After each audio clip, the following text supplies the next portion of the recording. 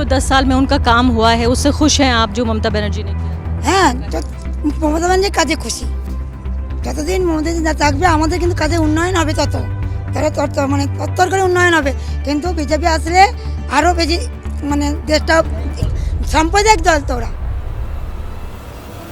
भाजपा कहती है कि हिंदू परेशान हैं ममता बनर्जी के राज में, आप परेशान? परेशान नहीं है, वो एक कहानी है, कहानी बना रहा है, ये एक कहानी है। परेशानी हुई लॉकडाउन से काफ़ी? हाँ, টিউশন বন্ধ। बंद हो गया।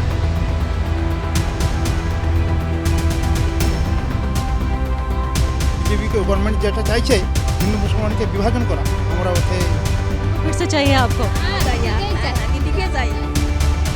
लेकिन आप भाजपा ने राम मंदिर दिया आपको, फिर इसके अलावा कश्मीर का मुद्दा भी हल। দিলেও সেই মমতা ব্যানার্জি যদি করে আমরা মানবো, না হলে মানবো না।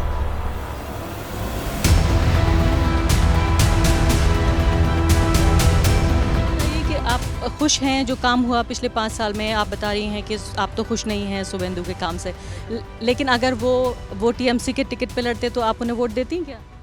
টিএমসিতে থাকলে ভোট দিতাম, বিজেপি গেছে। উনি বলছেন 5-6 বছর লাস্ট 10 বছর এখানে কি কাজ হয়েছে? হ্যাঁ, গ্রামে কাজ প্রচুর কাজ হয়েছে, প্রচুর ওই এইখানে তো এতটা দিদি করেছে বলে ও করেছে। तो दीदी को फिर से चाहिए आपको? দিদিকে চাই। দিদিকে চাই। तो लेकिन लोग तो कह रहे हैं कि अब जो है बंगाल को बदलाव चाहिए, परिवर्तन नहीं चाहिए। কোনো বদল না। কোনো বদল নাই। परिवर्तन नहीं चाहिए। দিদিই আসবে। দিদি যা উন্নয়নের কাজ করেছে জনগণ তো তাকেই ভোট দেবে, ও কথা বিজেপিকে দেবে না, ওই শুভেন্দু অধিকারীকে একদম ওকে দেবে না। দিদি যা উন্নয়ন করেছে দিদিই করেছে, ওকে দিয়েছিল দায়িত্ব, ও কিন্তু দায়িত্ব পালন করেনি, দিদিই করেছে। আমাদের আশার কেন্দ্র সরকারে আমরা কিন্তু কাজ, কিন্তু আমাদের কেন্দ্র সরকার কিছু টাকা দেন, যা করে দিদি আমাদের পরপর ধাপে ধাপে বাড়িয়েছে। तो आप जो 10 साल में उनका काम हुआ है उससे खुश हैं आप, जो ममता बनर्जी ने किया है? হ্যাঁ মমতা ব্যানার্জির কাজে খুশি। যতদিন মমতা না থাকবে আমাদের কিন্তু কাজে উন্নয়ন হবে, তত মানে তত্তর করে উন্নয়ন হবে। কিন্তু বিজেপি আসলে আরও বেশি মানে দেশটা সাম্প্রদায়িক দল তো ওরা। लेकिन आप भाजपा ने राम मंदिर दिया आपको, फिर इसके अलावा कश्मीर का मुद्दा भी हल। মন্দির দিলেও সেই মমতা ব্যানার্জি যদি করে আমরা মানবো, না হলে মানবো না। রাম মন্দির আমরা হিন্দু রামকে ভালোবাসি, তার মানে এই নয় যে মুসলিমকে ত্যাগ করে রাম মন্দির নিয়ে শুধু মেতে থাকবে, সেটা ঠিক নয়। আমাদের হিন্দু মুসলমানকে নিয়ে থাকতে হয়, আমাদের नहीं चाहते। না, হিন্দু মুসলমানকে নিয়েই আমরা বাস করি। तो वायर की टीम यहाँ नंदीग्राम पहुंची, क्योंकि नंदीग्राम एक तरह से एक एपिसेंटर या केंद्र बन गया है पश्चिम बंगाल की पूरी राजनीति का। पश्चिम बंगाल में जो विधानसभा चुनाव हो रहे हैं उनका काली चरणपुर ये करीब 10 से 15 किलोमीटर दूर है, ये मेन जो नंदीग्राम का इलाका है। वहाँ से हम इंटीरियर गाँव में हमने यहाँ प्रवेश किया और ये जानने की कोशिश की कि जो शहरों की जो चमक धमक है उससे दूर यहाँ पर किस तरह से लोगों की समस्याएँ क्या हैं और जो चुनावी रुझान हैं वो हमें किस तरह के मिल रहे हैं। यहाँ महिलाओं से भी हमने बातचीत करने की कोशिश की, पुरुषों से भी बात की, लेकिन हालांकि एक थोड़ी बाधा ये आई कि मुझे बांग्ला नहीं आती और यहाँ ज़्यादातर लोग हिंदी नहीं समझते। तो हमने कोशिश की इन लोगों से बातचीत करने की। जो मुझे समझ आया यहाँ महिलाओं से पुरुषों से दोनों बात करते हुए कि जो केंद्र की योजनाएं हैं उन योजनाओं को एक तरह से ये केंद्र के एम्बेसडर के तौर पर समझते हैं। भाजपा की जो पूरी राजनीतिक जो वादे हैं उनको इस तरह से देखते हैं कि क्या केंद्र की जो योजनाएं हैं उनका फ़ायदा यहाँ पर मिला नहीं मिला। मैंने यहाँ उज्ज्वला योजना के बारे में पूछा, स्वच्छ भारत अभियान के बारे में पूछा, इसके अलावा डिमोनेटाइजेशन से लोग डिमोनेटाइजेशन की याद भी दिला रहे हैं लोग कि कैसे नोटबंदी में उनको कितनी समस्याओं का सामना करना पड़ा।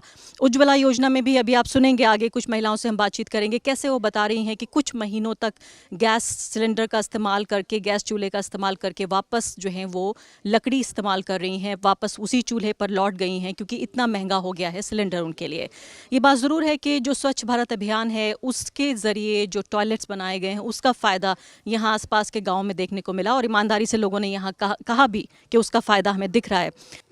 बात ये जो बोल रहे हैं ना बात, ये अंचल जो है 30% और 70% है हिंदू और मुस्लिम।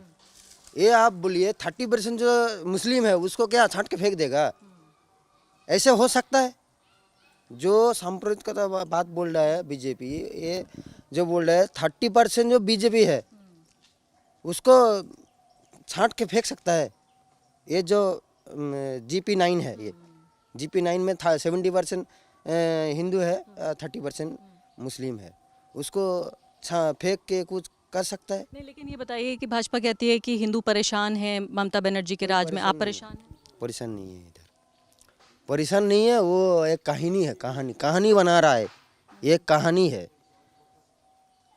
जब कुछ शुरुआत होता है ना, कुछ कहानी लेके शुरुआत होता है, ये हकीकत है, ठीक है। और वो ये भी कहते हैं कि भाई देखिए लव जिहाद हो रहा है, इसके अलावा वो अपनी आबादी बढ़ा रहे हैं मुसलमान, ये सब आपको लगता है ऐसा हो रहा है? कुछ नहीं हो रहा है, एक बात हम बोल रहे हैं, मेरा याद आया है, ऐसा कुछ हो रहा है बंगाल में, तो पंजाब से क्यों 150 गाड़ी आया कृषक विरोधी के लिए, हाँ, किसानों की बात कर रहे हैं। किसानों के लिए बात करने के लिए, वो तो हमारा बंगाल का बात हो सकता है, लेकिन पंजाब से क्यों आया इतना आदमी? इतना जो कर रहा है, टीएमसी का बात बोल रहा है, टीएमसी तो खुद टीएमसी कर सकता था, क्यों पंजाब से क्यों इतना आदमी आया? ये भी देखना पड़ेगा। उधर भी ऐसे चले वो लोग, तो वो लोग आके इधर कोई राजनीति का बात नहीं बोला, वो लोग बोला क्या, जो तुम जिसको भी वोट डालो लेकिन भाजपा को मत दो, वो ये क्यों बोला? वो तो ऐसे बोल सकता था टीएमसी को वोट दो, ये तो नहीं बोला। लेकिन मुझे बताइए कि अब 10 साल हो गए ममता बनर्जी को सरकार में, क्या कोई विकास हुआ, कोई नौकरी मिली, सड़क बनी, बिजली पानी का इंतज़ाम हुआ? मेरा बात ये है, मैं इतना छोटा बात समझता हूँ ना, जिसका जितना औकात है उतना मिल सकता है, औकात जितना जिसका था उतना मिल गया, औकात के हिसाब हाँ औकात का हिसाब से मिल गया। मेरा औकात है कोदल पकड़ने का, खबड़ा पकड़ने का, मैं सोचेगा मेरे को कलम चाहिए लिखने के लिए, वो कैसे हो सकता है? आप बताइए। लेकिन पढ़ तो सकते थे आप। हाँ मैं तो पढ़ सकता था, मेरा पापा भी पढ़ सकता था, उसका भी औकात था, लेकिन मेरा नसीब ही ऐसा है, मतलब इतना दूर पढ़ा लिखाई किया, मतलब उतना औकात तक नहीं सकता है। लेकिन कलकत्ता में कुछ लोग कह रहे थे कि देखिए हमने पहले कांग्रेस की सरकार देखी, फिर 30-32 साल हमने लेफ्ट पार्टीज की सरकार देखी, वाम दलों की, उसके बाद 10 साल ममता बनर्जी को भी देख लिया, अब की बार भाजपा को देखते हैं कैसा काम करती है। काम जो करेगा ना, सबका काम में गलत हो सकता है, सबका काम। बात यह है कि मैं एक बात समझता है, 5 आदमी का मैनेज करने के लिए, 5 आदमी को मैनेज करने के लिए छोटा मोटा गलती होता है, 500 आदमी को मैनेज करने के लिए कितना बड़ा गलती होगा? गलती तो हो सकता है ना, गलती होगा। हम 100% मानते हैं टीएमसी गलती किया नहीं, ऐसा नहीं बोल सकता मैं, गलती किया, लेकिन 5 आदमी को मैनेज करने के लिए हर आदमी को गलती होता है, तो दोबारा चांस मिलना चाहिए ममता बनर्जी, चांस मिलना चाहिए, यही मैं बोल रहा हूँ। परिवर्तन नहीं चाहिए। नहीं चाहिए। गलती हुआ, मैं नहीं बोल रहा जो गलती नहीं हुआ, बिल्कुल गलती नहीं हुआ, गलती हुआ, लेकिन मैं ये बात बोल रहा हूँ और 5 साल चांस देना चाहिए। मोदी जी ये भी कहते हैं कि भाई जहाँ जो केंद्र में सरकार है वही अगर पश्चिम बंगाल में होगी तो अच्छी बात होगी। ও টাকা চেঞ্জ করে অনেক ক্ষতি করেছে, আমাদের সাধারণ মানুষের অনেক ক্ষতি করেছে। রেল বিকেলে বেসরকারি করে দিচ্ছে, রেল বেসরকারি হয়ে গেল, স্টেট ব্যাংকগুলো করে দিচ্ছে, এখানে আন্দোলন চলছে সব কর্মীদের। आपको पता है कि बैंक के कर्मचारी आंदोलन कर रहे हैं। ছেলেমেয়েরা সব এমআইএস করে তো কিছু খেতে পারতো, সেগুলো খেতে পাচ্ছে না। तो जॉब देंगे अगर सब बेच देंगे। সব যদি বেসরকারিকরণ করে দিল তাহলে কাহাं से জব দিবে? आप इतने इंटीरियर गांव में आप यहाँ रहते हैं, आपको ये सब पता है? कैसे जानकारी आप लेते हैं ये सब? টিভির মাধ্যমে জান रहा है, এডুকেশন আছে, কোয়ালিফিকেশন আছে, अच्छा, आप पढ़े लिखे हैं? Honours graduate. अच्छा, तो आप काम क्या करते हैं? কোনো কাম নয়, টিউশন করে খাচ্ছি। और आप क्या करती हैं? আশা কর্মী। अच्छा, आशा कर्मी हैं आप। तो आप में कुछ बेहतर हुआ, जीवन कुछ अच्छा हुआ पहले से आशा कर्मियों का? আজকের থেকে ভালো, অনেক ভালো, অনেক অনেক ভালো। যেটা করছে আমাদের জন্য দিদি অনেকটাই করেছে। দিদি তো মোদি তো কিছুই করতো না, দিদি যা করেছে আমাদের জন্য দিদিই করছে, তো এখনো করে যাচ্ছে দিদি, আর দিদি থাকলে আরও হবে। लेकिन एक बताइए कि आप टीएमसी की वोटर हैं ना, आप वोट करती रही उनको, लेकिन अब टीएमसी के बहुत सारे नेता भाजपा में जा रहे हैं, तो वो तो कुछ अच्छी बात देख रहे होंगे तभी तो जा रहे होंगे उधर। ও স্বার্থের লোভে চলে যাচ্ছে। ও স্বার্থের লোভে যাচ্ছে, স্বার্থের যারা লোভে যাচ্ছে কিছু নেতা চলে চলে যাচ্ছে, স্বার্থের লোভে বিজেপিতে চলে যাচ্ছে, স্বার্থের লোভে যাচ্ছে ওরা, কেউ টাকা দিচ্ছে চলে যাচ্ছে সেই লোভে, पैसे के लिए जा रहे हैं वहाँ। পয়সা কেড়ে যাচ্ছে। কিন্তু আমরা যে ভোট দিয়ে জিতালাম সে মেয়াদ থাকতে থাকতে চলে যাচ্ছে, আমাদের কথা ভাবলো না। ভাবলো না। लेकिन एक बात ज़रूर साफ है कि ममता बनर्जी से जो भावनात्मक एक लगाव है और जिस तरह से उनका ये कहना था कि केंद्र के जो बिल्कुल अनऑर्गेनाइज तरीके से बिना प्लान किए हुए जो लागू किया गया लॉकडाउन, उससे जो नुकसान उठाना पड़ा उन्हें, वो काफ़ी हद तक उसकी भरपाई हुई क्योंकि जो राज्य सरकार है उसने उन्हें राशन दिया। तो जब आप इस तरह गांव में पहुंचते हैं तो चुनाव से दूर जब समाज को समझने की कोशिश करते हैं तो साफ तौर पे ये पता चलता है कि कैसे वो स्कीम्स जिनके बारे में शायद हो सकता है राष्ट्रीय मीडिया में बहुत बात नहीं होती हो, लेकिन वो केंद्र की या राज्य की जो स्कीम्स होती हैं वो इस तरह से जो गाँववासी हैं, इंटीरियर गाँव में रहने वाले लोग, किस तरह से उनका जीवन बदलने के लिए काम आती हैं। जैसे कि मैंने कहा कि केंद्र की बड़ी बड़ी जो योजनाएं थीं, या फिर डिमोनेटाइजेशन जैसे डिज़ास्टर्स, या फिर अनप्लान्ड लॉकडाउन। तो अगर अच्छी स्कीम होगी तो गाँव वासियों को फ़ायदा होता है, लेकिन जो ख़राब तरीके से जो स्कीम्स या प्लान तैयार किए जाते हैं उसका सीधा नुकसान यहाँ पर हमारे गाँव देहात में देखने को मिलता है। तो इस गाँव में एक और जो महत्वपूर्ण बात जो देखने को मिली वो ये था कि जो हिंदू मुस्लिम जो ताना बाना है, जो सांप्रदायिकता की राजनीति उन्होंने देखी है, उससे काफ़ी हद तक लोग आहत महसूस कर रहे हैं। कई लोगों ने यहाँ पर बेझिझक ये कहा कि नहीं, बंगाल के लोग हिंदू मुस्लिम की राजनीति के लिए नहीं जाने जाते। तो कई बार ये रिपोर्ट्स भी सुनने में आ रही हैं कि यहाँ पर जो बहुसंख्यक समुदाय है उसकी धार्मिक पहचान का राजनीतिकरण किया गया है। इस गांव से तो कम से कम, कालीचरणपुर गांव से तो कम से कम हमें इस तरह की खबर नहीं मिली। मैंने वो सवाल भी लोगों से नहीं पूछे जिसके जवाब वो देने लगे ये कहते हुए कि वो आहत हैं और हिंदू मुस्लिम की राजनीति नहीं चाहते। হিন্দু মুসলমান ভাবে কেউ ভোট চাইতে এখন আসে, তো সব হিন্দু মুসলমান ভাবেই ভোট চাইছে। এখন ডিভাইজন করছে, কেউ চাইছে না, হ্যাঁ কেউ চাইছে না।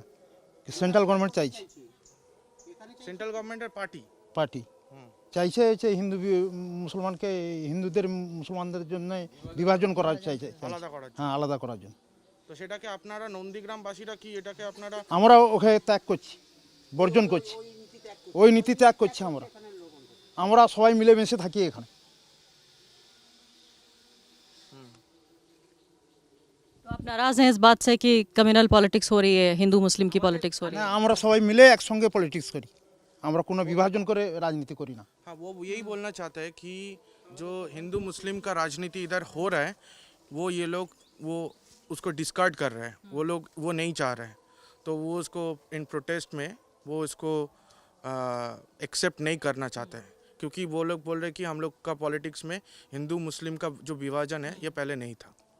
तो कौन लोग हैं जिन्होंने हिंदू मुस्लिम पॉलिटिक्स शुरू कर दिया? মমতা ব্যানার্জি চায় না, এটা চায় না, এইসব পলিটিক্সে আমরা বিশ্বাস করি না। বিজেপি গভর্নমেন্ট যেটা চাইছে হিন্দু মুসলমানকে বিভাজন করা, আমরা ওতে বর্তমানে আমাদের শুভেন্দুবাবু গেছে, ওটা ও চাইছে ওই হিন্দু মুসলমানের বিভাজন করার জন্য, আমরা ওকে ত্যাগ করতে চাইছি। आपको अच्छा नहीं लगता না, है? এই কথাগুলো বিভাজন তৈরি করছে। এর আগে ও বলে না, হ্যাঁ ওর আগে রাজনীতি করছে, এখানে বলে না। ও মুসলমানের সঙ্গে মুসলিমদের সঙ্গে একই সঙ্গে থেকে রাজনীতি করেছে। ও আজকে বেড়ে গিয়ে এই কথা বলছে, এই জন্য বিজেপি গভর্নমেন্টকে আমরা পছন্দ করছি না। जो नेता थे वो भाजपा में चले गए अब, तो आपको लगता है कि जो एक पार्टी है अगर वो हिंदू मुस्लिम की पॉलिटिक्स कर रही है, लेकिन नेता तो आपका था अपना जिसको आपने 5 साल पहले चुन के भेजा था, तो क्या नेता बदल गया पार्टी बदलने से?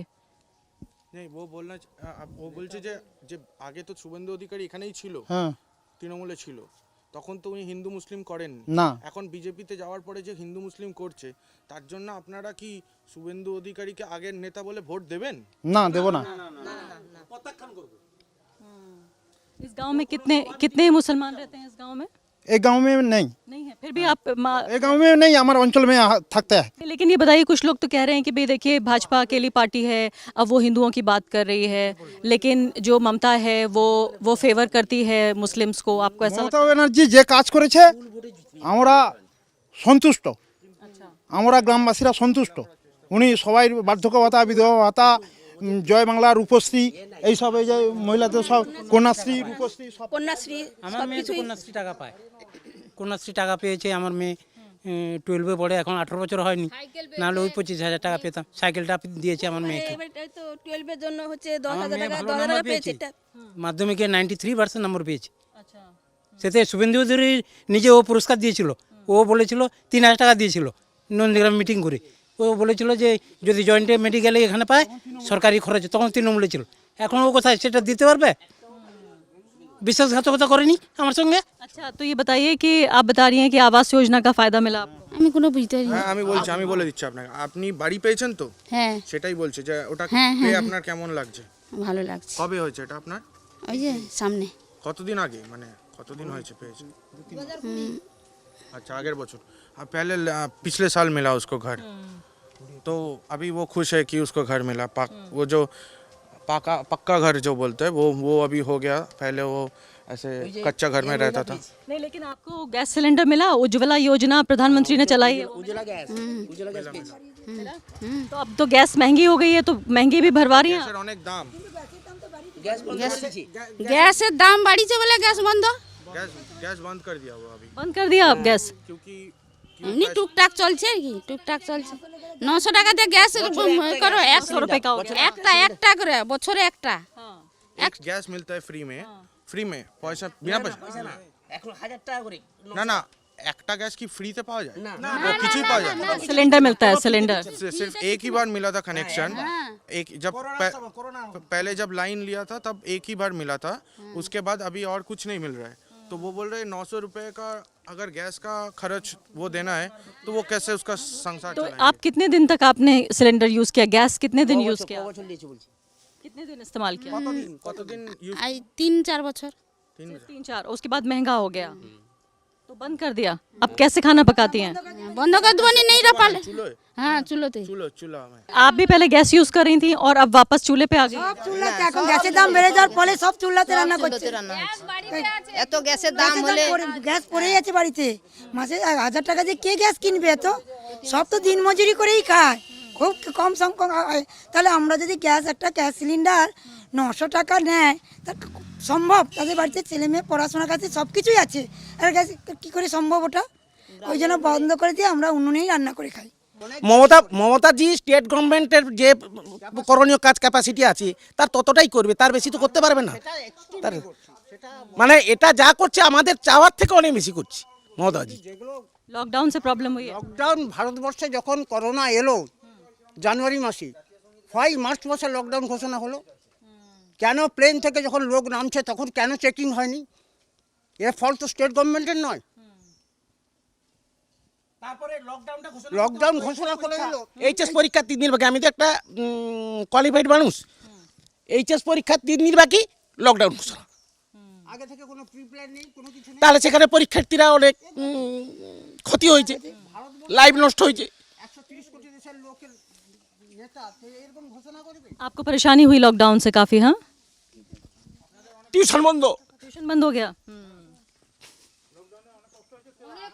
প্রচুর কষ্ট, প্রচুর কষ্ট।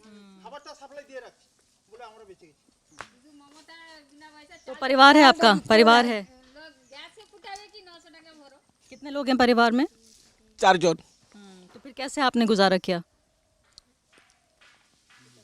पेट कैसे पाला आपने? कैसे টিউশন করে। द वायर के और वीडियोस देखने के लिए सब्सक्राइब करें और बेल आइकन पर क्लिक करें। स्वतंत्र पत्रकारिता की आर्थिक मदद करने के लिए डिस्क्रिप्शन में दिए गए लिंक पर जाएं और अपनी राशि चुनें।